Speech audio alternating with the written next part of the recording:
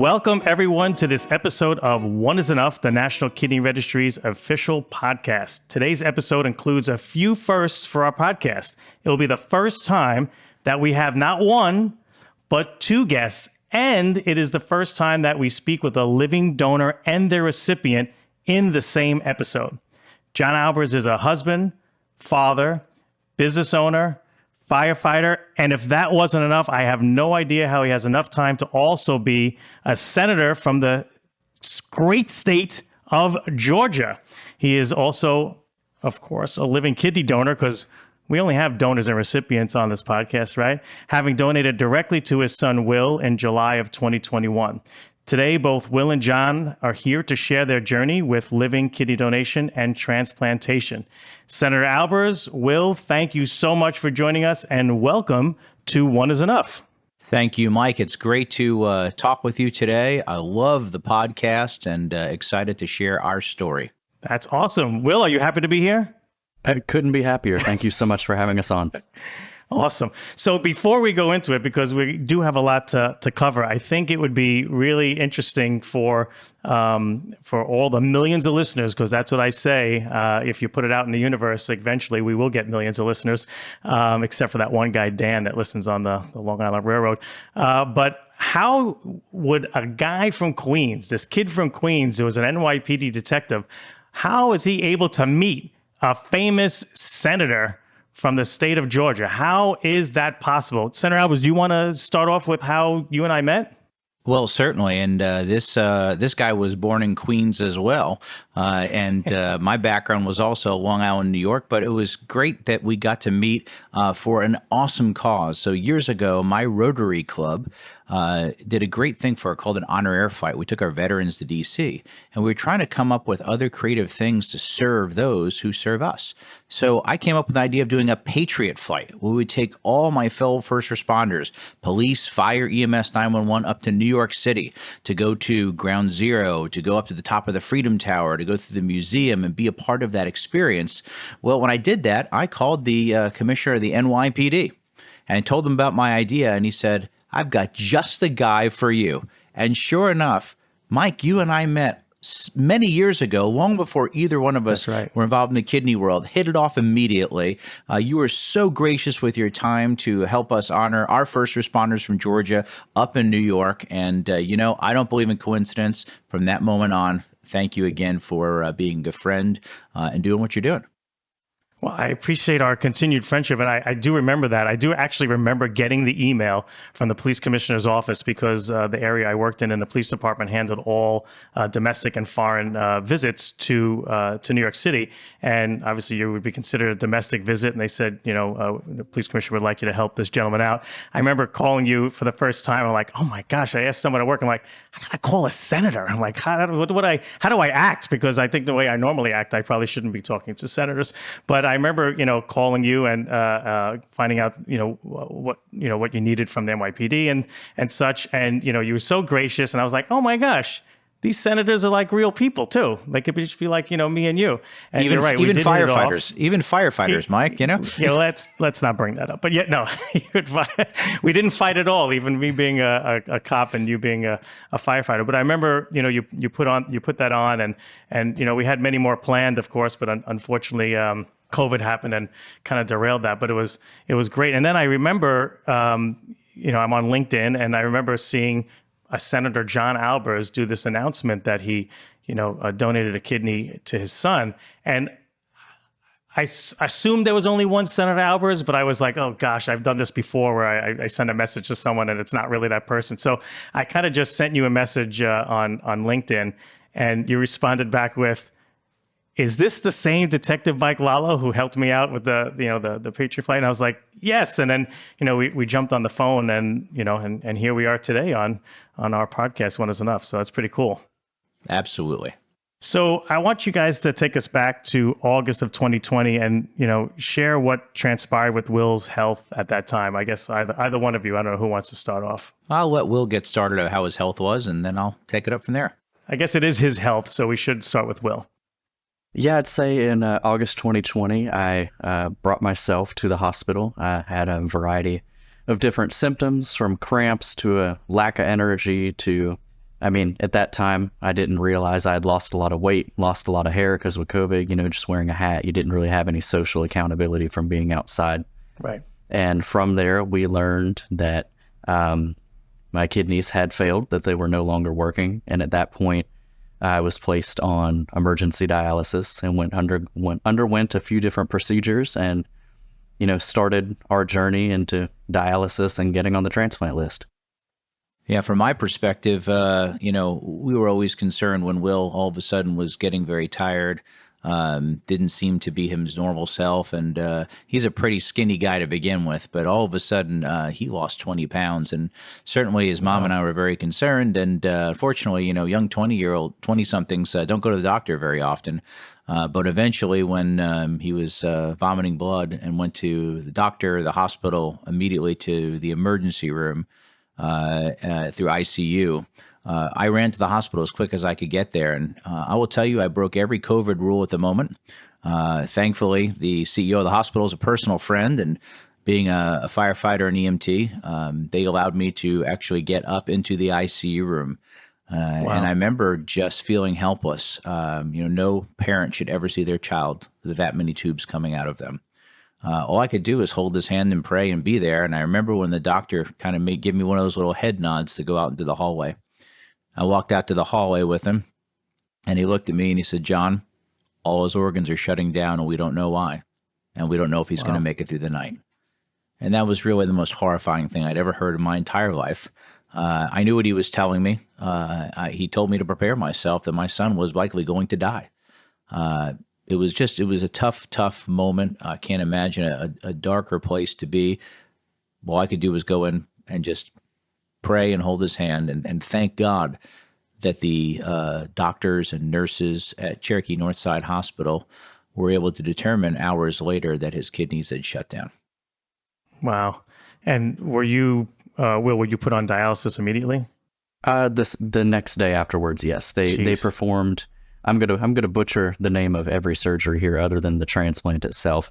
But they started doing it through the neck at first. It's just the easiest, most convenient access. And how long were you on you were on dialysis up until the point that you received the transplant?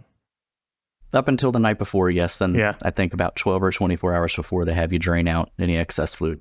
So if you could tell the listeners, I've seen people on dialysis. There's plenty of videos people could watch on YouTube. But what was that experience like from the time that you were put on dialysis to just before your transplant? What was dialysis to you or for you? How did it affect you? Well, there's two different types. The first main type that people think of is what's called hemodialysis, where you're hooked up to a very large machine about the size of a smaller refrigerator. You have what's called a catheter it starts in your neck, but it kind of pokes out in your upper chest that has two different tubes. And what it does is it pulls blood out and pushes it back in. And that machine, that a hemodialysis machine, acts as a filter and a cleanser for your blood that performs the functions of a kidney, which is just a big filter. It does that for you. So I did that for the first few months, which everyone has to start with before I qualified to get put on the different type of dialysis. I think the physical ramifications of the hemodialysis are a little bit more stringent because since it pulls that blood out at a fast rate, you feel more exhausted. Right. But then I was lucky enough to have that removed and start what's called peritoneal dialysis, where you just filter basically sugar water in and out of your abdomen a few times a day based on, how severe your situation is. And that gave me quality of life because although I had to do it more often, I got to be from home. I didn't have to go to a clinic. And it allowed me to, if you put on a bag of your shirt, you can kind of hide it and go about your day-to-day life.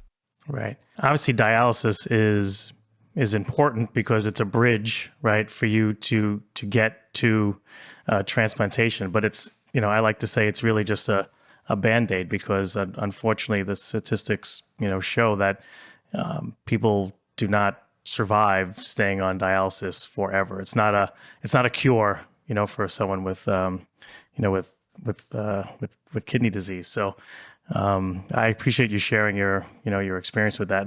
And John, we're both dads, and I can't even think about what it was like, to see and hear that Will was on dialysis and to watch him go through that. Can you can you comment what it was like as a dad, seeing your son, hooked up to these machines, and that's really what's keeping him alive? It was a combination of joy and heartbreak. The joy was they figured out what the problem was, and they were going to be able to save his life. Then it set in of oh my gosh, my 24-year-old son at the time has to go in dialysis. I was there when they performed the procedure to put the cath in. And, from that point forward, this is the way my mind works. And my wife, we're super type A personalities, and immediately it's like, we can fix this. We can get this done. As quick as that happened, I asked 1,000 questions and started Googling every option. And we really went into how do we fix this mode? That's perfect, because that's a good segue into my next question is, what did you feel when you were told he needs a transplant? Like, that's what's going to save Will's life is a transplant. How did you react, and what kind of thoughts went through your mind? From my perspective, it was just a challenge in life that we were going to get through. I had all the optimism in the world we could make that happen. Immediately hoped and prayed it would be me or my wife, hoping that the family match would be the quick and ideal one. But as quick as I could learn everything about that from every medical professional that I knew, I started making phone calls and text messages and emails. I started researching everything I could. I knew that there were solutions out there. People got transplants. It was something I never really understood before in the past because I was never exposed to it. But now that I knew we were going to jump in the pool with both feet. So I think I read somewhere, Will, what was your initial response when your dad said that he wanted to be your donor? I believe it was no.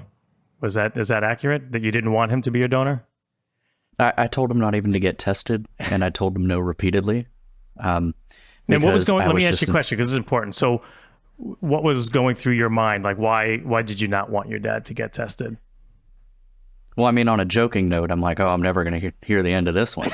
But but I guess on a more serious note is, I was just naive to the process. Because I always, didn't like doctors, so I didn't do as much research as they did. Thankfully, they took the reins on everything from cooking meals to making me better, which is why I'm here, because I wouldn't have done that for myself. But I saw that, I'm on this heavily restricted diet. I can only eat X amount, drink X amount. And I figured, okay, well, this isn't the diet. I mean, he likes bourbon and steak. What can you say? And that's, nothing I can have. So my thought is, obviously I would have been grateful if he was the match. This is back when I still wanted him not to be, was that, well, why would I be okay? And he spent 30 or 40 years with this restricted diet, giving up things he likes, when I could just wait a few years and we'd all be okay. Right. Because I didn't read up and find out that he'd just be, he'd go back to normal. He'd be your same dad, whether he gave you the kidney or not. So John, what was your reaction? And this is important. So I'm really glad that you were honest, Will, about how your reaction is, because it's common. It's not uncommon that I hear this. It's just uncommon that you get to have both parties who are willing to be open and honest on the same podcast. So John, what was your reaction when you said, "Oh, son, I'm gonna save the day, and then I will never let you live that down, of course, but I want to come in there and save the day," and then Will says, "No. No, I don't want you to be put in harm's way." What was going through your mind when he kept telling you no?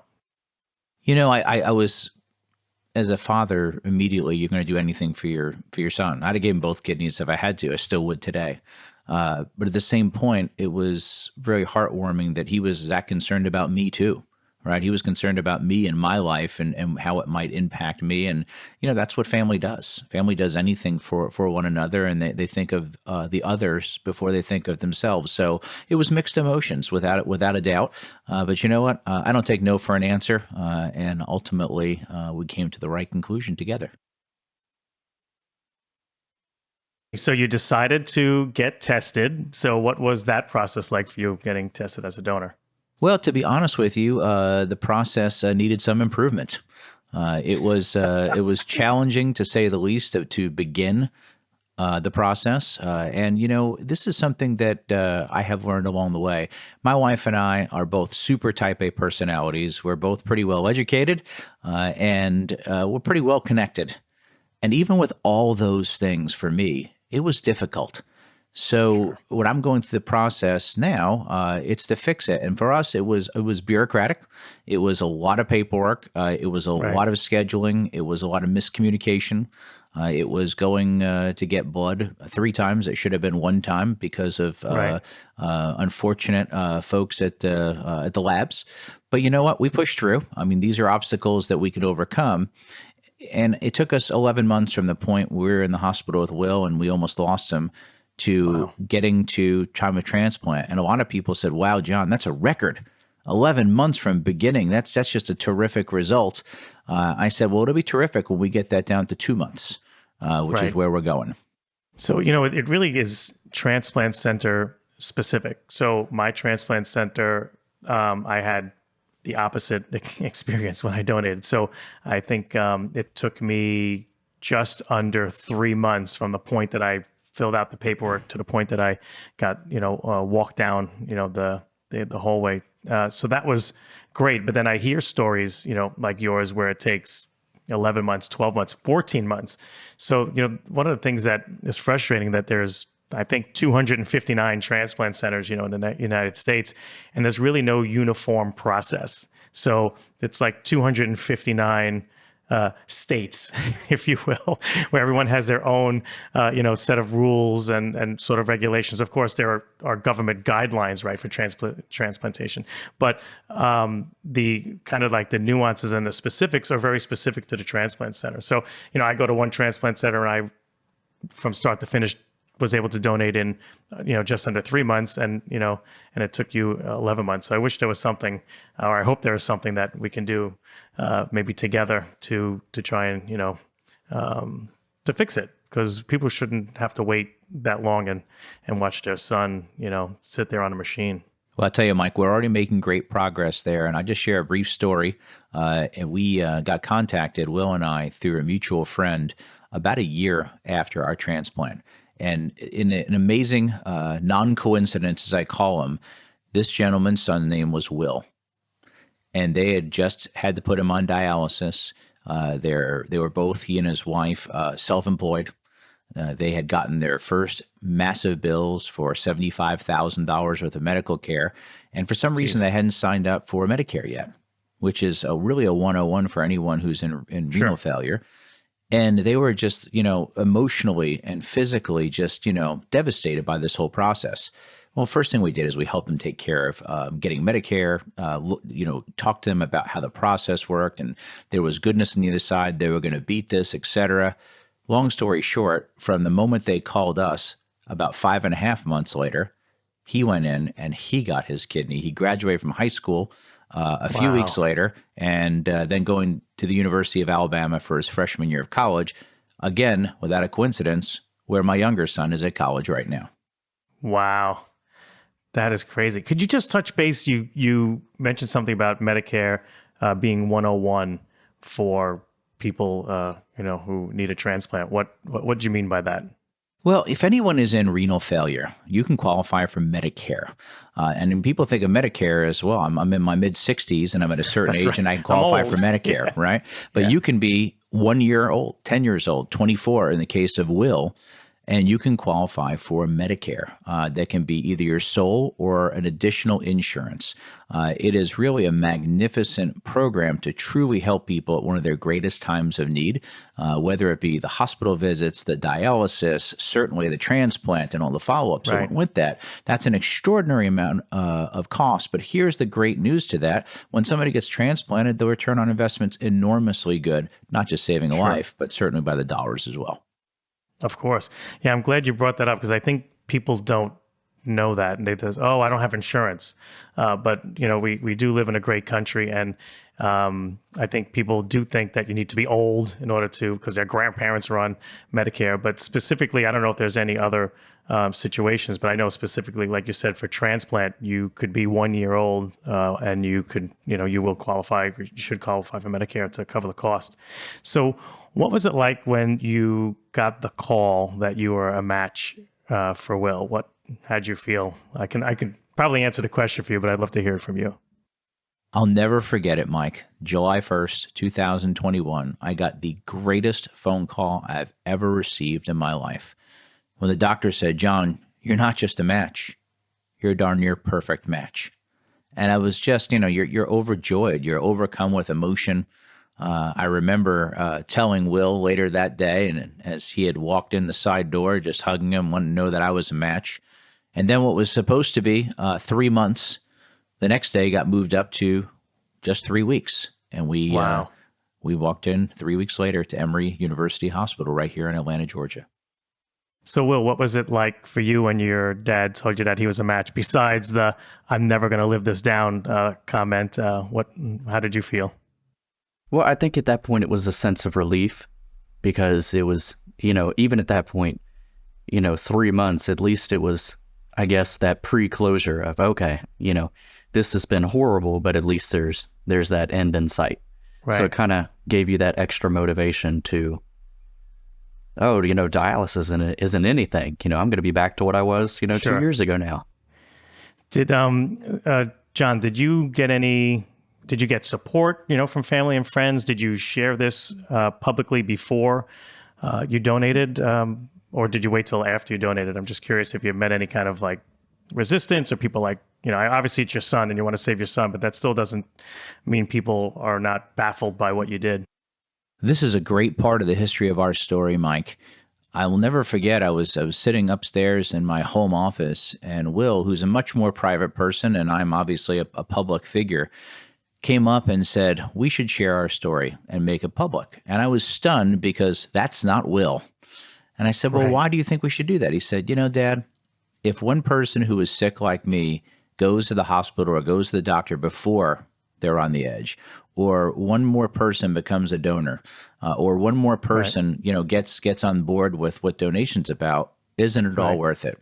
And I was so proud of what he was saying. And of course, he's going through dialysis is such a difficult time in his life. So of all places, I decided to go onto LinkedIn, the social media platform, because I think it's the one that's a little more rational and the other ones get a little crazy sometimes. And I put a request out for prayers and told everybody the story of where Will and I were at. And it was overwhelming. We had millions and millions of people and hundreds of thousands of people send us direct messages and comments. In fact, so much that LinkedIn sent me a contact that we were one of the top people in the world that week. And it did go around the world. And it was so humbling and overwhelming, Mike. We had people in the wall in Jerusalem praying for us. We had people in St. Peter's Basilica in the Vatican praying for us. We had a mosque in the United Arab Emirates doing a dawah for us and praying for us. Cathedrals in Peru, Argentina, all over the country. Perfect strangers from Oklahoma wanting to drive to our house and help cut our grass, and people sending us prayer blankets from the other side of the country. It was just unbelievable. And then locally, our church, our neighbors, our Rotary Club, my fellow senators and representatives, the fire department, people offering to bring us meals, to do anything they could to help. It was just truly overwhelming, the amount of love, support, and emotion that was out there. And I realized at that point that this is our calling, right? God could have done this to anybody, but he had that happen to Will and to me. And from that point, I knew that we had a greater purpose in solving this problem moving forward. So with all those, messages and support, you had the time to respond to one old washed up detective's direct message.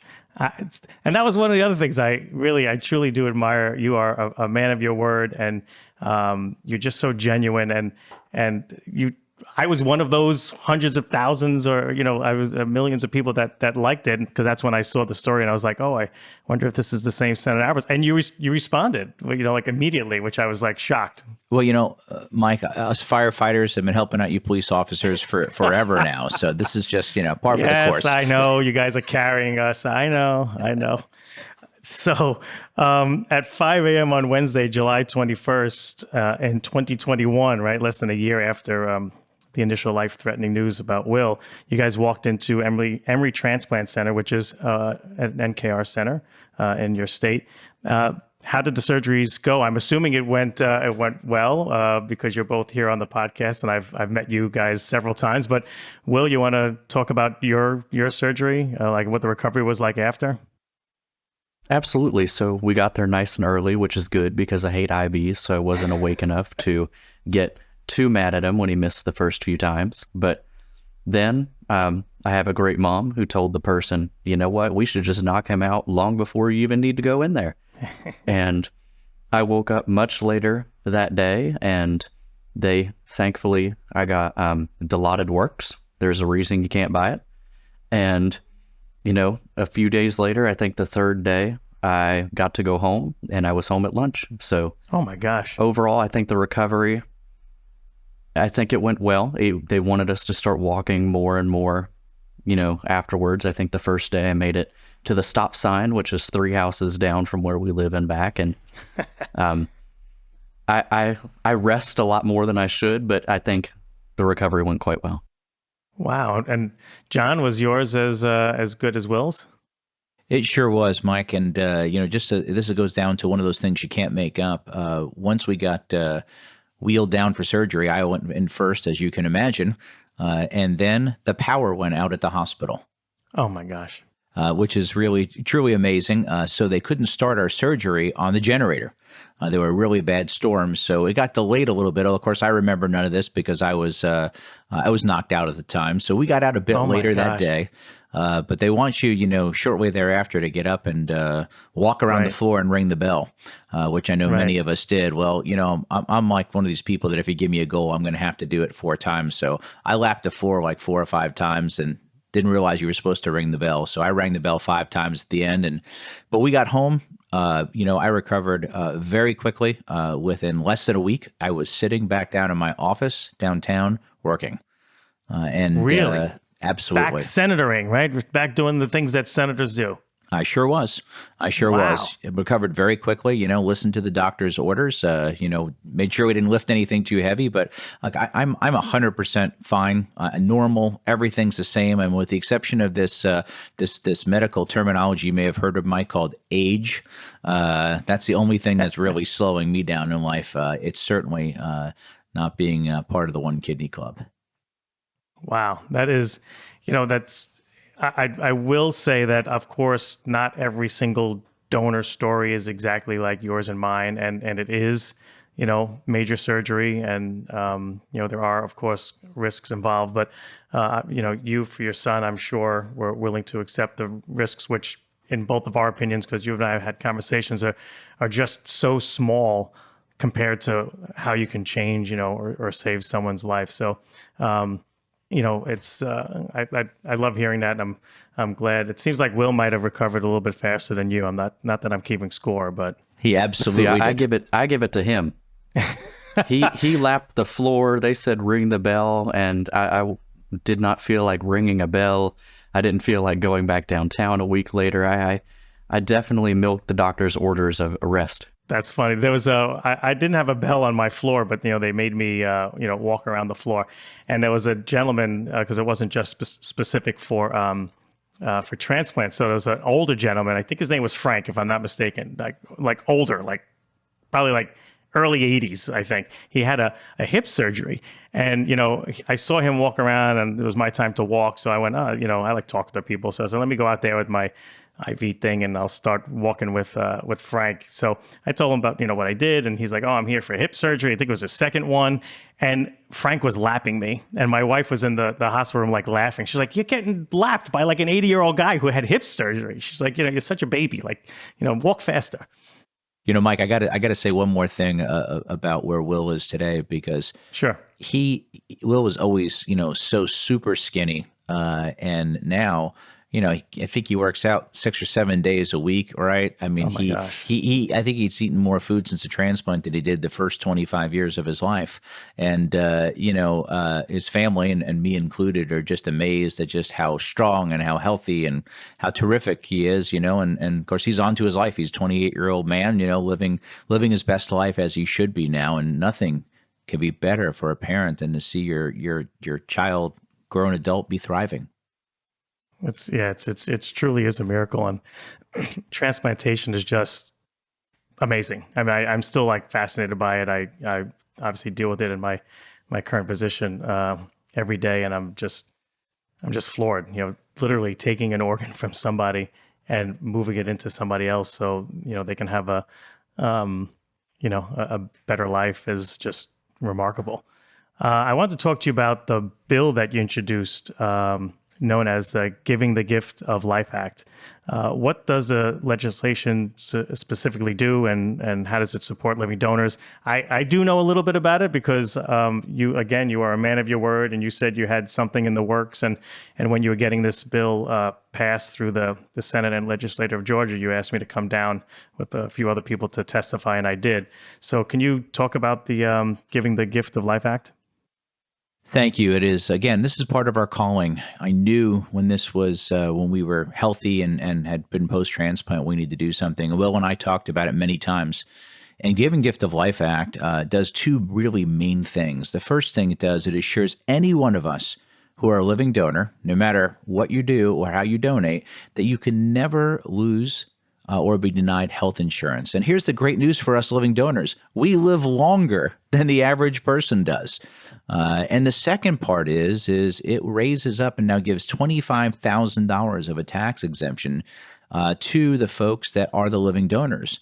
And you might say, gosh, why is this important? Well, you know what? This is to help people who might be taking off some time of work for doctor's appointments, for having the transplant surgery done, et cetera. Am I helping people and incenting people? You're darn straight I am. Of course I am. This is the greatest return on investment ever measured because then first and foremost, we save people's lives. Nothing's more important than that. But when running the numbers, I calculated a 62-to-1 return on investment because once the transplant's done, for whether it be Will or everyone else out there, those doctor bills, which are not just the cost of dialysis and going to the doctor, it's inevitable trips to the hospital in the emergency room, all of a sudden go down to a fraction of almost nothing, right? The costs are very low. We get people back into society, give them a chance to live their full life, to work, to help other people. And since that, through the help of you, Mike, and so many other people, we're taking that around the country. And you were instrumental in making that happen in New York. We recently just got Michigan done.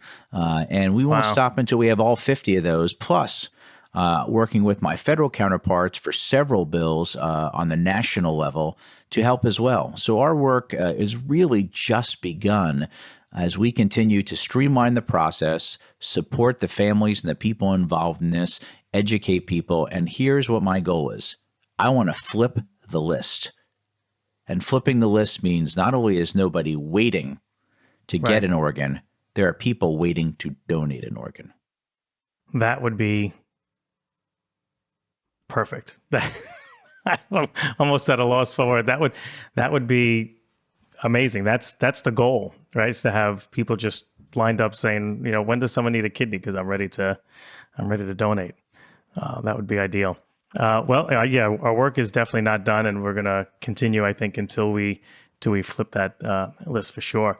So, one of the things I love about the Giving the Gift of Life Act is that it naturally works alongside of the NKR's Donor Shield program, which supports, donors, right? We have a lot of supports and protections for them. So if an individual were to donate in the state of Georgia at an NKR center, Donor Shield helps remove some of the roadblocks and barriers. And then you have such a great, law in place that really makes it an awesome state to donate your kidney in for sure, right? Absolutely. What NKR has done, getting to spend time with you and Garrett and other members of your team is extraordinary. It's really inspiring when you see so many people that are involved in this who either have a direct connection, an indirect connection, or sometimes no specific connection, but they have a heart for this. And as we've gone around to speak to countless people, Will and I got to go out to the transplant games in San Diego back in 2022. It was, again, inspiring and humbling to see there's thousands of people just like us all trying to do good. So the bill was signed into law less than 2 years ago. But do you know how Georgia residents have been taking advantage of it? Are there any data or statistics to support that living kidney donation has increased in Georgia, or is it too soon to tell? Well, I know the overall numbers have increased as I work with both Emory and Piedmont Hospital. Okay. Obviously, folks like yourself, LifeLink, other great organizations that are involved in this. I don't know exactly how many people have taken advantage of the tax exemption at this point because it takes a few years for those numbers to get through the cycle. However, in all the places that we have gone to speak, either individually or together, I can't tell you how many people come up and talk to us. It's so often that I'm on the board of directors for the Georgia Transplant Foundation that people will contact Will or I directly, and we'll talk them through the whole process and help them get there and make sure they know everything from Medicare to the Giving the Gift of Life Act to other contexts, just having the basic support of somebody who truly understands, who's gone through this process, either from the recipient or the donor's perspective. All right. So, John, you've also lobbied U.S. Congress to pass the Living Donor Protection Act. Do you know how that initiative is going, or do you have any information on that? Certainly. I got to go up to D.C. On a couple of occasions now, both meeting with representatives from NKR, NKDO, American Kidney Fund, National Kidney Foundation, really to bring an army of people up to Capitol Hill to meet with U.S. senators and U.S. representatives. The talks went great. Every person I talked to signed on to the bill, which was exciting. Unfortunately, the wheels in Washington work extraordinarily slowly. But this is Georgia. No, we get things done a lot faster, certainly. It's been mired down way too long. I feel like we're on the cusp of doing that. But part of the different parts of this bill that are important are not just some of the similar things we pass on the state level, but this is also fixing the problem we have with transporting organs. Back after 9/11, 2001, there was guidance from the TSA to not allow organs to be what would typically put in the cockpit of an airplane, and they were told to be put in a cargo hold. Well, during that time, sadly, hundreds of organs were either damaged, misplaced, or the timing precluded them from getting to their intended target. And that's unacceptable. Even if one had a problem, it's unacceptable. So we've been working with the airlines and the TSA and obviously the U.S. Congress to fix that and get them back up in the front of the airplane, make sure that airplane has priority takeoff, priority landing. Somebody is there either to take the organ right on at the last minute and right off the airplane, or if they're on the airplane, how do we get them through security quickly and then get them right out of that airplane? So there's a lot of work has been done, and it is my hope and prayer we can do that, but we're going to need an army again. So everybody listening to this podcast today, I want you to get involved because people who represent you need to hear from you and hear from you personally. Don't just send an email. Don't just make a phone call and leave a message. Make sure they see you eye to eye and know how important this is to you. So, Will, I think you're getting involved in that as well, the getting priority for the... Yes, we've been very, very lucky, through our connections to have had meetings with the airlines. And I initially started this conversation I started first with the FAA, just wondering, whose code section is this? Is this a law? Is there a reason that they stopped going in the cockpits? At which point we landed that the final, I think, answer was, the TSA and every other, three-letter alphabet soup agency out there. And I think what we landed on is that there is no code section or specific law prohibiting organs from going in the cockpit or, advancing security measures. It was just a post 9/11, I think it's listed as a best practice or highly suggested. So we've had a lot of very, very productive meetings, both with federal agencies as well as, different airline brands to see who might be, the first airline who wants to take a hold of this, and hopefully, the dominoes will fall and everyone will take after that first one. Well, that is good to hear because I'm sure you guys know that the National Kidney Registry offers all of its donors the ability to donate remotely. So transporting kidneys safely is absolutely critical to us and our operations team. So we definitely champion your efforts and anything that we could do at the National Kidney Registry to help support that. I'm saying that publicly, and you have it on tape. Please let me know, and we'll be more than happy to help because it really is a crucial component of the National Kidney Registry's success is being able to transport a kidney from point A to point B. So I would be remiss if I didn't share that your family's response to Wilm's medical crisis is very similar to the response that our CEO, Garrett Hill, and his family had almost 17 years ago. You both experienced living donation and transplantation process firsthand and saw opportunities for improving that process. So what are your hopes for the future of living organ donation here in the United States? I know it's a big question, but I know we touched on it a little bit, but if you can, expand on what your hopes are, both you and Will, that would be great. Go ahead, Will. I think the overall thing I would like to accomplish is educate people in a way to where they understand that to donate, although yes, is a big decision and shouldn't be taken lightly, doesn't have the medical effects that you think it might. I would think a good example, I was watching a Netflix show a few months ago, and just the way they talked about transplantation, of course, I'm biased and I know the process very intimately. Right. I was like, no, that's not it at all. I know. I think, unfortunately, unless you're in our position where you need one, or, a family member that's reached out and you do your independent research, the word transplant is this big, scary, you only see it in, a movie or TV show. And I think my overall countrywide goal is to educate people and realize that unless you have another underlying health condition, there's no reason you can't end up like my dad and live a full and healthy life. Well, that is a great answer, because John, one of our goals for this podcast is to normalize living organ donation. And so do you want to touch on that or expand on what Will said? Certainly. I mean, Will brings up such a critical point of education, right? This is a part of life. No different than anything else that we all experience as we go through life. And we can all help solve this problem in different ways, right? Each one of us is a different tool in our tool belt. And if you think about what I was mentioning earlier about flipping the list, today, depending on what day you look at it, there's somewhere about 115,000 people who are in need of a life-saving organ. But if you think about, the 330 plus million Americans, right, and the exposure we have to people who can be living donors, we could wipe that list out so quick. It would be amazing. And then again, when people are waiting in line saying, hey, I'm ready to donate as soon as that person needs it, I think it'll just be an extraordinary way to show the humanity. And really, that's what America is all about, right? We rally together and we support people. Right. And I liken it to my background as being a firefighter, and I want to have the same approach. If somebody has a house fire, and, law enforcement, fire service, ambulances, we all respond, right? And we all have a job to do. And as a firefighter, once we put that fire out, we immediately do things like, okay, we got to protect and preserve their belongings, their furniture, right, put tarps on their house. We give them contact information for a recovery team to come in and help them. We give them resources to get them to temporary living quarters, to work with their insurance company. And the whole goal is to make sure they can get back into a safe, wonderful home as quickly as possible. Well, if we can do that there with first responders, we could be the same first responders to someone who's in need of a life-saving organ.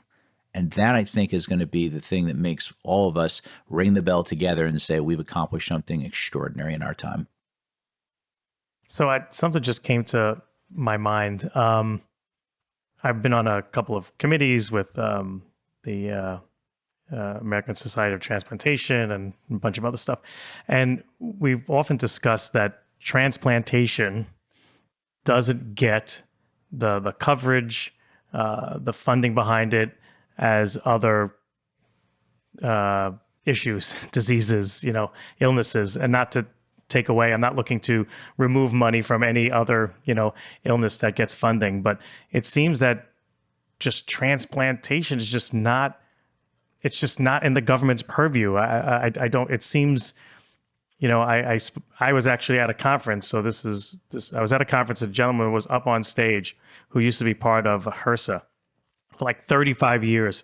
And I'm so glad I heard this with my own ears. I mean, he actually said up on stage in front of hundreds of people that when they went in these committees and they talked about doing PSAs or, the government getting behind, educational, maybe, TV spots or something to educate people on living kidney donation, they actually all collectively said, No, we don't want to touch that because we don't want the government to be seen as we're trying to, get organs out of people or incentivize, people to do a surgery that is just completely unnecessary. This is the guy who was in the room, right, with these HRSA people, confirming what I knew, that the government, not the state of Georgia, but the government, right, in Washington, D.C., even within those circles, it still seems barbaric. It still seems, John, you're crazy. Although you wanted to help your son, I'm certainly crazy for wanting to donate, to a stranger. So how do we fix that? Because, transplantation is just, you see the Senate hearings that are going on with the deceased donor, organs. It's just not really on their radar. So how do we get it on their radar? Mike, people don't know what they don't know. And the way we're going to change them is to have everyone contact their legislator. They have to tell their unique story, your extraordinary story of giving life to somebody you didn't even know, out of the blue, right? Whether it be Will and I or all the other countless people that have done this. Because if you don't know the story, you don't understand the magnitude of what it is. Nobody got put on the kidney transplant list because they smoked cigarettes for 50 years and got lung cancer, right? That's a direct cause and result. This was nothing that Will could have ever done different in his life. So this is a very real way that we help people. And the more we tell that story, when we get people to seek to understand, whether that be through face-to-face conversations, whether it be television shows now, there's a couple of movies out about this, I think we'll change their hearts and minds. And look, do I want to incent people to give organs? You're darn straight I do. Absolutely. Well, we incent people to do all sorts of crazy stuff in this country, Mike. We incented people to stay home during COVID. Then we incented them not to stay home. Then we incented people to farm land. Then we incented people not to farm land. We incent people to drive an electric car or buy a bigger 5,000-pound car, right? So we incent people to do stuff all the time. Why wouldn't we want to incent someone to save a life and save a 62-to-1 return on investment? It's the biggest no-brainer in history, but it's going to take all of us to be persistent, and we will win. So, Will, before we wrap up, because I know the both of you are very busy there in the great state of Georgia, and I don't want to take up too much of your time, is there anything that we didn't cover or any last words that you'd like to share? Sure. I think just to compound on what my dad just said, when I thought of transplant beforehand, it was an 80-year-old man. It wasn't, there's no way it could be a kid. There's no way it would be me. It's definitely not, children. I'd never heard of a living donor. I didn't even know that was possible. I thought, this only affects the older generations. And if, by a tragedy, someone passes away and they were an organ donor, I had no idea that you could opt out of it on the license or that it was an opt-in. I just knew that I had it and might have accidentally clicked a box when I was 16. So I think part of that education is also finding a polite way to explain to people that, there's a 4-year-old in a children's hospital that has the same issue as someone who's older, someone me in my 20s or 30s, that it doesn't discriminate based on age, or race or gender. It's a very all-inclusive problem. John, what about you? Anything that we didn't cover that you want to cover, or do you have any great parting words? Mike, I've got a future guest for you, and her name is Sierra Pape, and she is a young lady in high school right here in Atlanta, Georgia, and she came to me earlier in 2023 because her uncle was a organ recipient, and her pastor, unfortunately, was waiting to get a kidney and passed away. And she felt compelled to do something as a high schooler because she was getting ready to go get her driver's permit. And what she wanted to do is make sure that in every health class, starting in the 8th grade, that students in Georgia would be exposed to what organ donation is, that they could be a living donor, how they could sign up through their driver's license and be a part of this problem. And the other day, we brought it in front of the state school board. Both she spoke and I spoke, and they agreed to, and they will be passing it officially. They put it on their consent calendar here in February, right before Donor Day, and that is going to be No way. part of the curriculum for every student, so we can expose them. Think about how many young people now that we can get on the list. And then we'll have a big Donor Day celebration. Usually that's on February 14th, but we're going to do it on the 15th here in Georgia. So I'm inviting my friend Mike down to come join us for Donor Day. If you can make that happen and meet some of these wonderful folks, and I hope you can get Sierra on a future podcast, because this is awesome. truly outstanding. And lastly, Mike, I just want to thank you. I want to thank Garrett and the NKR, all the wonderful things you all are doing, and I know you'll continue to do.